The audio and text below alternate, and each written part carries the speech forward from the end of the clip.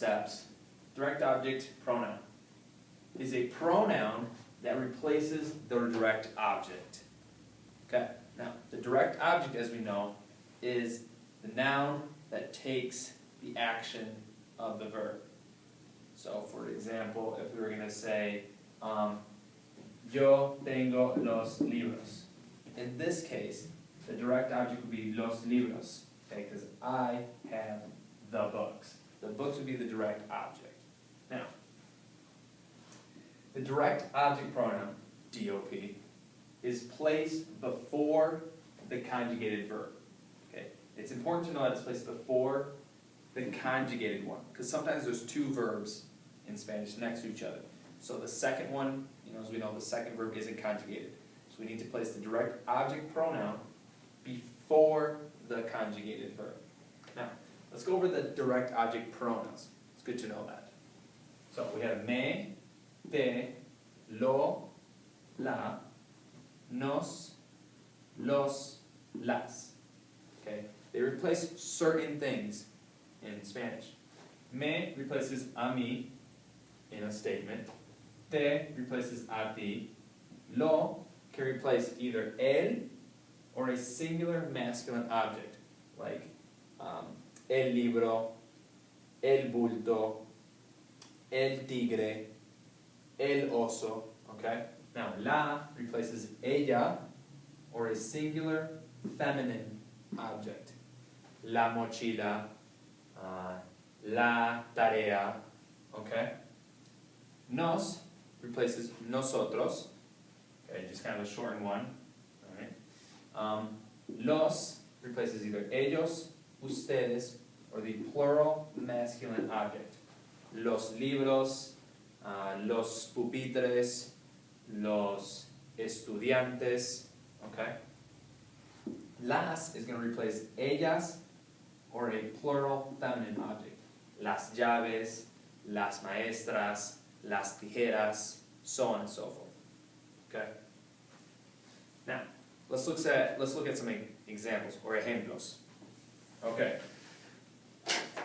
First one. Yo tengo los libros. Okay. Tengo is our verb. Yo, subject pronoun. Los libros is going to be our direct object. So this is what we're going to focus on. Alright?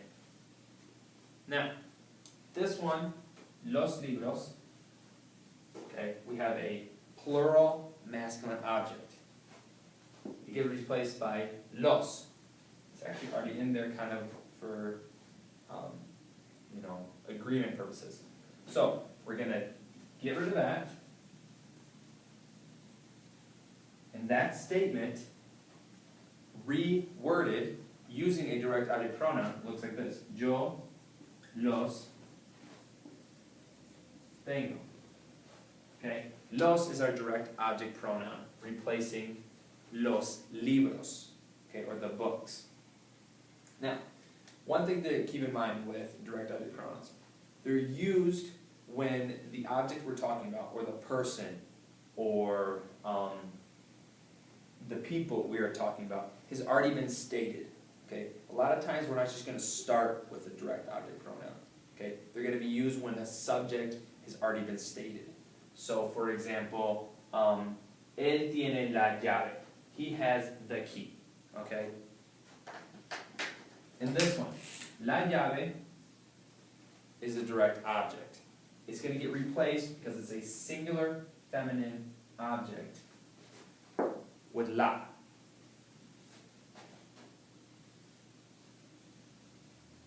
So the él, la, tiene. Okay? Now once again there, because we're already talking about a key, if me and you are having a conversation, or you and I are having a conversation, we're talking about ¿dónde está la llave? We're talking about the key. That, hey, I have a key, yeah, or you have a key, and I have it.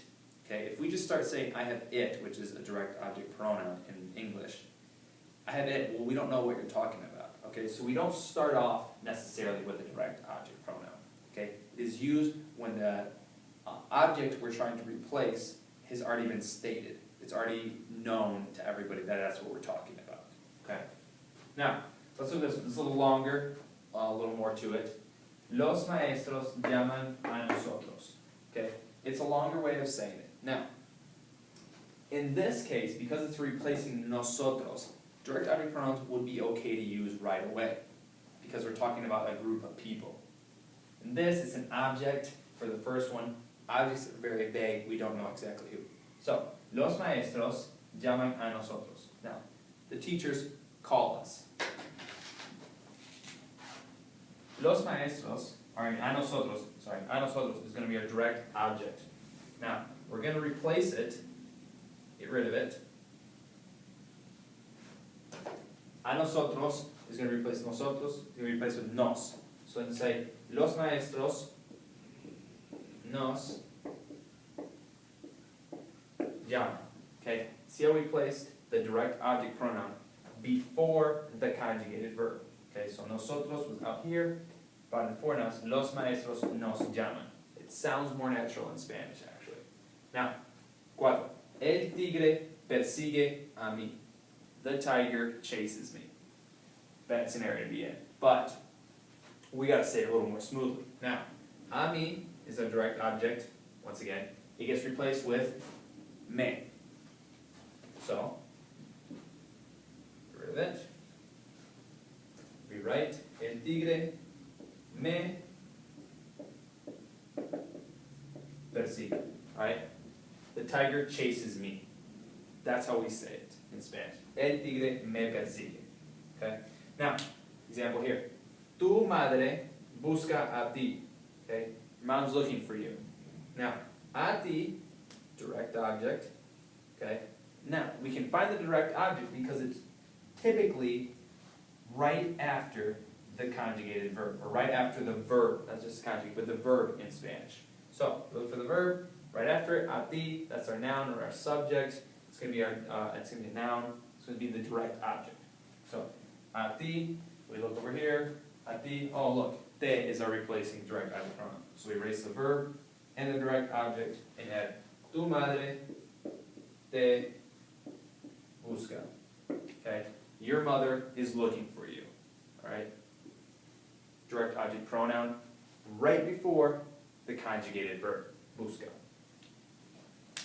Now, here's a couple more examples, a little more complicated. Now, into questions, okay? Straight statements, rewording them, easy. Now, when we get into questions, it gets a little more complicated. Okay. ¿Quieres las respuestas? Now, ¿quieres? ES ending, right, which corresponds to tú quieres. ¿Tú quieres las respuestas? The responses. Now, the responses, or las respuestas, is the direct object. We're going to replace that with, because it's a plural, feminine object, it's going to be replaced with las. So, for a couple examples, to answer that. Sí, las quiero. Okay, now, we put las, okay, replace respuestas, and we put it in front of the verb quiero. We have to change the verb to quiero, because now it's talking about ourselves. Okay, this was second person. Hey, do you want the answers? So, tú quieres las respuestas. Now you're saying, sí, las quiero. Yes, I want them. So you have to conjugate the verb to first person and place the direct object pronoun in front of it. Now, if maybe you said, no, I don't want the answers, I don't know why, but hey. You would say, no, no las quiero. Okay? The no, this would be the second one right here. That was in parentheses. No, no las quiero. If there's a no in the answer or in your statement, it goes right after the no in front of the verb. Okay? Slipped right in there. Now, ¿llamas tú a Manuel? Hey, do you call Manuel? Do you call him, on the phone? You say, sí, lo llamo. Okay? Yes, I call him. Once again, llamas is second person. Okay? Second person ending. We have to change it to first person ending. Now, Manuel is él. Okay, we can replace it with él as a subject pronoun, correct? So, for the direct object pronoun, replacing él is lo. Slip that in there. Sí, lo llamo. Yes, I call him. Or no, no lo llamo. Okay? Now, 3 more examples here. I'm going to read. Hold on.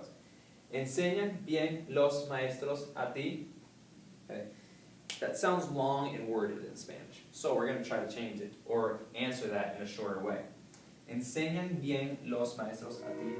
a little more in here, okay? This right here. Now, enseñan is going to be to teach. Now, the teachers, los maestros, are the ones teaching.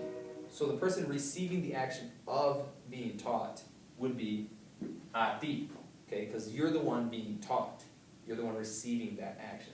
Los maestros are the ones doing the action. So, a ti, we know from our chart, nifty chart here, a ti gets replaced to te. But, here's the thing. We're not rewording the question. We're answering the question. So, we're not talking about you anymore in the question. Because here it's, do your teachers teach you well? And you don't say, yes, they teach you well. No, you say they teach me well. Okay? So that's what we have to do in Spanish as well. So, when it goes from a question form to an answer form, it has to go to me. So, si me, direct object pronoun, enseñan bien los maestros. Okay? A lot of times we confuse, like, what do we do with this extra stuff? Extra stuff has to be tagged on to the end. Okay? You want to throw that in there after you've used the verb. Same way here. It's exact same spot. So, enseñan bien los maestros. At the direct object. Take the direct object, turn it into a direct object pronoun. Si me enseñan, and then in the same order, bien los maestros. We have it, just put it, kind of just split everything and move that to the front. Okay?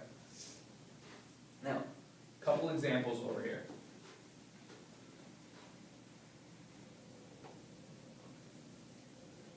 Okay. What if we were saying, one where there's two verbs next to each other. For example, tomas. Sorry, no, this is just going to be another question. So, tomas una clase de matemática todos los días. Una clase de matemáticas todos los días. Okay. Do you take a math class every day? ¿Tomas una clase de matemática todos los días? Now, you could say, sí,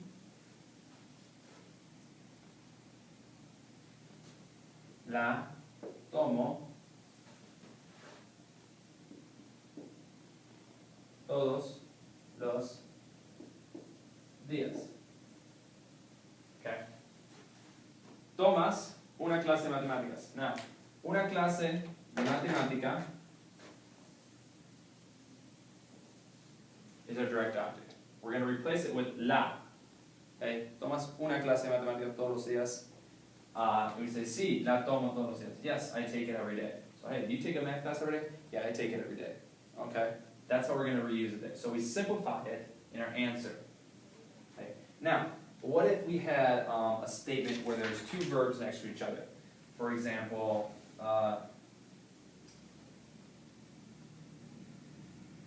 ¿quieres tomar la leche? ¿Quieres tomar la leche? Okay. You can make it a question. Let's make it a question. ¿Quieres tomar la leche? Hey, do you want to drink the milk? Okay. The way we'd answer that using a direct object pronoun would say, okay, la leche is our direct object. We're going to replace that with a singular feminine object, la. Si la quiero tomar. Two verbs, tomar, quiero. Tomar isn't conjugated, A-R-N-E. Quiero is. So we're going to slap that direct object pronoun in front of the conjugated one. And, pay attention. Quiero is conjugated to first person, because now we're talking about ourselves. Quieres, second person, tú, answering it, hey, I'm talking about myself now. Gotta make it quiero. Okay. Hopefully that helps, kind of DOP.